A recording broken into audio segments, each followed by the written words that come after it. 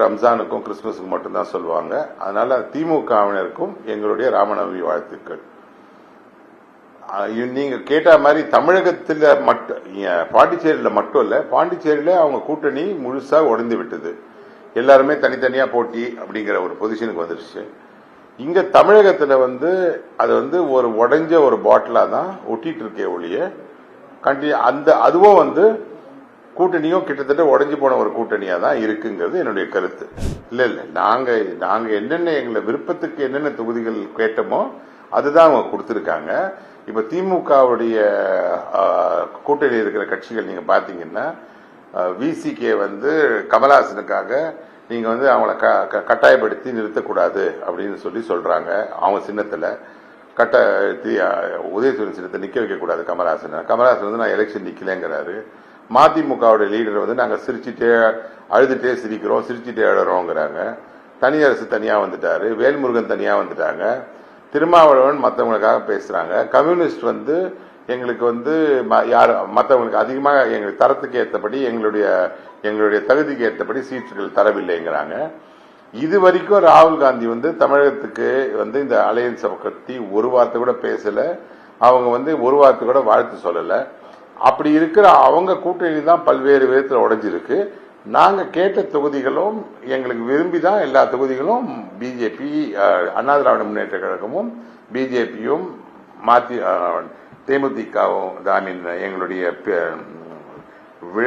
இவங்க ஏஎம்எம்கேவும் மற்றும் அவருடைய பிஎம்கேவும் சேர்ந்துதான் ஒன்னாதான் உட்கார்ந்து டிசைட் பண்ணி தான் எங்க ஒவ்வொருத்தருக்குமே எந்த தொகுதியில எல்லாரும் ஒன்னா சேர்ந்து நின்று என்டிஏ ஜெயிக்க வைக்க முடியுங்கிற ஒரு கணக்கோட தான் ஜெயிக்க வச்சிருக்கோம். இந்த அலையன்ஸ் ஃபார்ம் ஆயிருக்கு. இப்ப நாங்க 234 தொகுதியிலும் இப்ப ரீசெண்டா பாத்தீங்கன்னா 2024 அப்புறமாவே பாஜகவின் வளர்ச்சி கிட்டத்தட்ட அந்த என்டிஏ வளர்ச்சி 18% இருந்து ஒரு மூன்றாவது பெரிய கட்சியாக பாஜக தமிழகத்தில் வர ஆரம்பிச்சிச்சு.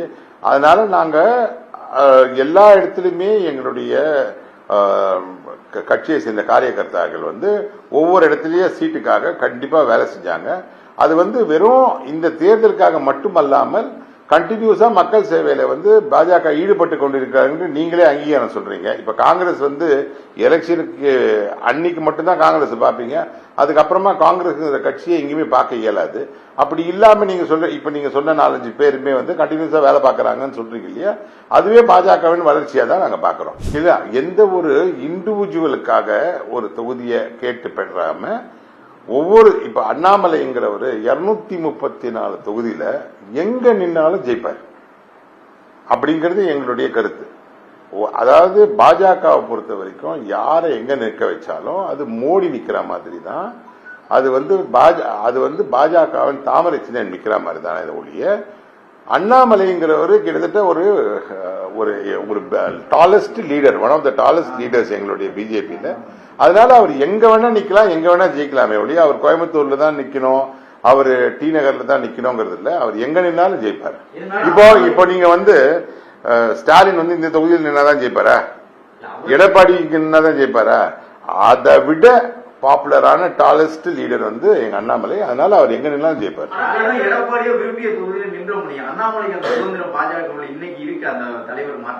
இப்ப நாங்க வாங்கிய இந்த 27 தொகுதியில அவர் கண்டிப்பாக அவர் எங்க விரும்புறாரோ அங்க கட்சி கண்டிப்பா அவர் நிறுத்துவங்கிறது என்னுடைய நம்பிக்கை. அவர் அப்படின்னு நீங்க ஒரு அவர் அபிஷியலா எந்த ஸ்டேட்மெண்ட்டும் பண்ணல. நான் என்கிட்ட அவர் என்னுடைய கம்யூனிகேஷன் படி அவர் 234 தொகுதியும் பாஜகவுக்காகவும் என்டிஏக்காக வெற்றிக்காகவும் கண்டிப்பாக எலெக்ஷன் கேம்பெயின் பண்ணி பாடுபடுவாருங்கிறது என்னுடைய கருத்து. நாங்க இப்படி சொல்லியே தான் நாங்க கிட்டத்தட்ட 12 ஆண்டுகளாக இந்தியா ஆண்டு கொண்டிருக்கிறோம், 19 மாநிலங்கள் ஆண்டு கொண்டிருக்கிறோம். நாங்க 2024 கிட்டத்தட்ட 18% வாக்கு வாங்கியிருக்கோம். நீங்க திமுகவுடைய கூட்டணியும் அவர்களோட சேர்ந்திருக்கிற கூட்டணிகளும் அவர்களுக்குள்ள இருக்கிற முரண்பாடு இப்ப பாண்டிச்சேரி இன்னைக்கு நடந்தது. வெகு விரைவில் எலெக்ஷன் முடிகிறதுக்கு முன்னாடியே இங்க தமிழகத்தில் நிகழ்றதுக்கு பெரிய வாய்ப்பு இருக்கு. ஏன் அப்படின்னா இது கூட்டணிக்குள்ள மட்டும் இல்ல, திமுக உள்ளேயே பெரிய ஒரு பூகம்பம் வெடிக்க காத்திருக்குது. அது என்ன மாதிரி இல்லைங்க, அப்படி இல்ல. அது வந்து அன்னைக்கு நேற்று வந்து எடப்பாடி அண்ணன் வந்து இது பிரச்சாரத்தை தொடங்க போறான்றதுக்காக இங்க எல்லாருமே அழைத்தார். அவர் பாஜக நாங்க அங்க சென்றிருக்கும் போது எல்லாருமே வாங்க நான் ஆரம்பிக்க போறேன்ட்டு. அப்ப வந்து அந்த அந்த இடத்துல வந்து எங்கள் லீடர் வந்து தமிழிசை சவுந்தரராஜன் அவர்கள் சென்றிருக்காங்க. செல்லும் போது அவருடைய பெருந்தன்மை அதே வண்டியில எங்க லீடரை ஏத்தி கூட்டிட்டு போனாங்களே ஒழிய கேண்டிடேட்ஸ்ங்கிறது ஏதோ டிசைடே ஆகல. அவங்க விருப்பம் தெரிவித்திருக்காங்களாங்கிறது கூட எங்களுக்கு தெரியாது. எல்லா கேண்டிடேட்ஸும் வந்து டெல்லி தான் டிசைட் பண்ணி, தலைமை தான் டிசைட் பண்ணி அனுப்பும். நாங்க இங்கிருந்து ப்ரப்போசல் தான் அனுப்புவோம் சார். கரெக்ட். அதாவது நாங்க இப்ப இந்த 28 சீட்டு வெறும் வந்து ஒரே ஒரு லீடர் கூட வரல. ஒரே 2 ஸ்போக்ஸ் பர்சன் வந்து இவங்களை எப்படி விரல் விட்டு ஆட்டி 28 சீட்டு வாங்கி அதுக்கு அந்த 28 சீட்டு காங்கிரஸ் வந்து விசிகே கிட்ட போயிடக்கூடாதுங்கிறதுக்காக அர்ஜென்டா ஒண்ணுமே இல்லாத ஒரு 0.5% கூட ஓட்டு இல்லாத டிஎம்டிகேக்கு 10 சீட்டு கொடுத்து, விசிகேக்கு வெறும் 8 சீட்டு கொடுத்து, எம்டிஎம்கேங்கிற மாபெரும் கட்சி வைகோ அவர் வந்து எவ்வளவோ இவங்க கூடவே இருந்திருக்காரு, அவங்களுக்கு ஒரே ஒரு சீட் அவங்க சின்னத்துல கொடுத்து இப்படியெல்லாம் அசிங்கப்படுத்திருக்காங்க. அவங்க தான் வந்து அவுட் அண்ட் அவுட் காங்கிரஸுக்கு அவங்க அடிமையா இருந்திருக்காங்க. 2011 நடந்த 2G வழக்கப்போ நமக்கு எல்லாருக்கும் தெரியும், கிட்டத்தட்ட 60 சீட்டு காங்கிரஸுக்கு அவங்க கொடுத்தாங்க. திமுக தான் எப்பயுமே எவ்வளவு கஷ்டங்கள் காங்கிரஸ் அவங்களுக்கு கொடுத்தாலும் எமர்ஜென்சில உள்ள வச்சாங்கன்னாங்க. 3 வாட்டி காங்கிரஸ் அவங்க டிஸ்மிஸ் பண்ணாங்கன்னு சொன்னாங்க. இவங்க கனிமொழி அவர்களையும் ராஜா அவர்களையும் ஜெயில வச்சாங்க. அப்போ ஹோம் மினிஸ்டர் சிதம்பரம் தான் இருந்தாரு, சிபிஐ அவர்கிட்ட தான் இருந்தது. ஆட்சியில இருக்கும் போதே அவங்களை ஜெயில வச்சு அப்படி அடிமைத்தனமாக காங்கிரஸ் நடத்தும் போது கூட காங்கிரஸ் பின்னாடியே இருக்கிற ஒரே அடிமை கட்சி வந்து திமுக தான்.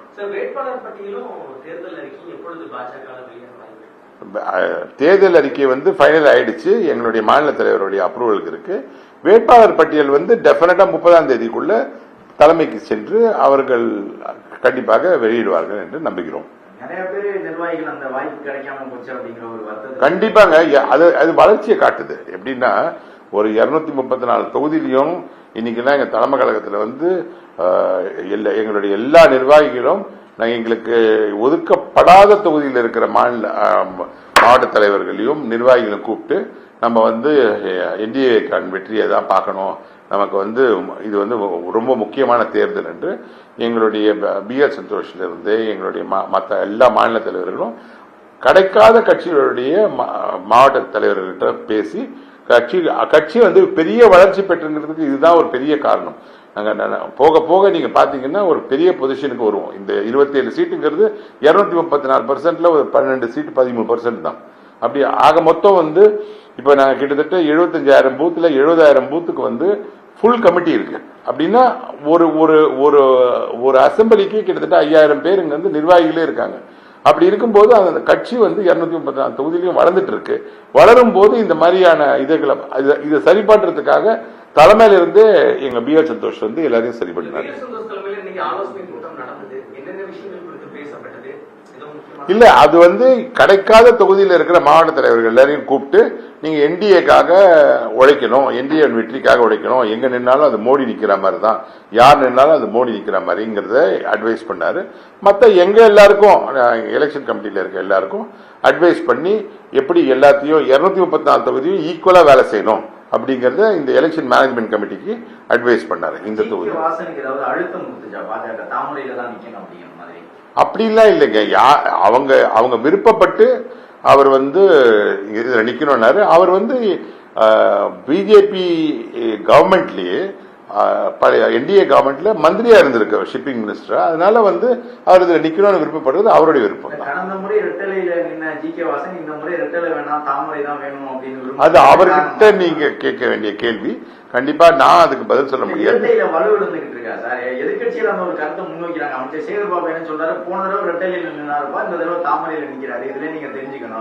அதாவது ரெட்டலைக்கும் திமுகவுக்கும் மட்டும்தான் போட்டின்னு நினைக்கிறாரு.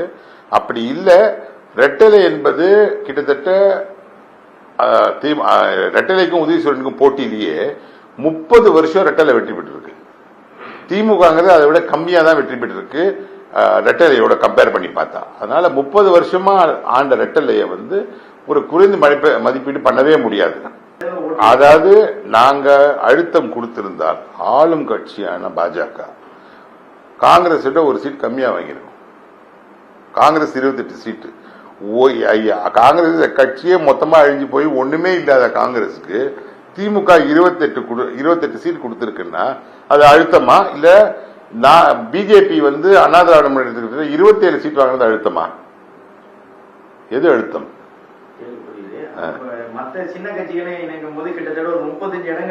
இல்லம்மா, காங்கிரஸ் கூட 32 இல்ல 27 பிளஸ் 5 32. அது அவங்க விருப்பப்பட்டு எங்களுடைய சின்னத்தை நீக்கணும்னு விருப்பப்பட்டதே ஒழிய அந்த கட்சி வந்து ஜி.கே. வாசன் அவர்கள் கட்சி வந்து தமாக வந்து பல ஆண்டுகளாக இயங்கிக் கொண்டிருக்கிற கட்சி தானே. ஃபர்ஸ்ட் நாங்க ஆட்சி பிடிக்கணும். இந்த மக்கள் விரோத கட்சியும் லா அண்ட் ஆர்டர், இன்னைக்கு கூட ஒரு மர்டர் வந்து கல்லால் அடிச்சு சாவடிச்ச மர்டர் கூட இன்னைக்கு வைரல் ஆயிட்டு வருது. அப்படி அவங்களுக்கு கண்ட்ரோலே இல்லாத அவர் பையனை மட்டுமே முதல்வர் ஆக்கணுங்கிற ஒரே ஒரு இலக்கோட 5 வருடம் பயணம் பண்ணது மக்களிடையே வந்து அதற்கு ரொம்ப கிளீனா தெரிஞ்சிச்சு. இன்னொரு மேஜர் இஷ்யூ வந்து இதற்கு முன்னாடி இந்த ஒரு மாதத்துக்கு முன்னாடி வந்து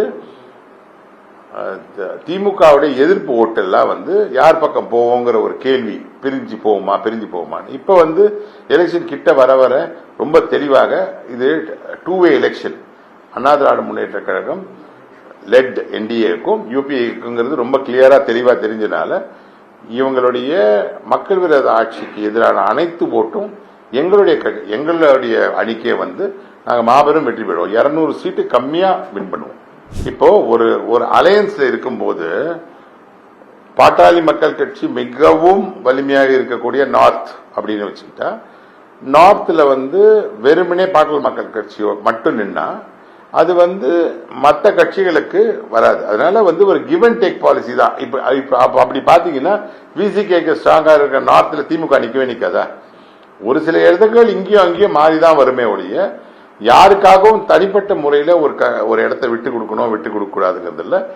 அவரு பாமகவுடைய நிறுவனர் வந்து பாமகவுடைய டாக்டர் அன்புமணி ராமதாஸ் என்பவர் அரசியல எத்தனையோ வருஷம் இருந்தவர். அவருக்கு வந்து விருப்பப்பட்டுதான் பேசிதான் டெபினட்டா இந்த தொகுதியில் அவங்க எல்லா இடத்துலயும் இம்பாக்ட் பண்ணல, நார்த்லயே இல்லாம மற்ற இடத்துலயும் இம்பாக்ட் பண்ணுங்கிறதுக்காக தான் வந்திருக்காங்க சார். அதாவது அவங்க ஒரு ஸ்கூல்ல கூட ஒழுங்கா சாப்பாடு போட முடியல. எங்களுடைய அம்மா உணவகம் திட்டத்தை கூட அந்த மாதிரி சொல்லக்கூடிய ஒரே ஒரு திட்டம் கூட இது வரைக்கும் அவங்க கொண்டு வந்ததில்லை. இந்த 5 வருஷத்துல யாராவது ஒரு ஞாபகப்பட்டு எல்லா மக்களுக்கும் பயன்படுற ஒரே ஒரு திட்டம் சொன்னீங்கன்னா எந்த திட்டமே கிடையாது. அப்படி இருக்கிற இந்த கட்சி வந்து இன்னைக்கு உலகம் ஃபுல்லா இந்த வார்னால அஃபெக்ட் ஆயிருக்கும் போது கூட எந்த இடத்துலயுமே பெட்ரோல் விலையோ டீசல் விலையோ எதுவுமே ஏத்தாம எந்த விதமான பிரச்சனைகளும் இல்லாம எல்லாருக்கும் எல்லாம் கிடைக்குது. இன்னைக்கு கூட மத்திய அமைச்சர் வந்து 74 நாட்களுக்கு நம்ம கிட்ட ஆயில் இருக்குங்கிறத பண்ணிருக்காரு. அதை விட ரொம்ப பெரிய விஷயம் என்னன்னா, ஈரான் அதிபர்கிட்ட பேசி நம்மளுடைய கப்பல்கள் மட்டும் அந்த ஸ்ட்ரீட்ல வந்து எந்த விதமான தடையும் தங்குமே இல்லாம நமக்கு ரெகுலரா க்ரூட் வந்துட்டு தான் இருக்கு. பிரதமர் வருகை இன்னும் எங்களுக்கு ஃபைனலைஸ் ஆகல சார். ஃபைனலைஸ் ஆனா கண்டிப்பா அவங்ககிட்ட சொல்லுவோம்.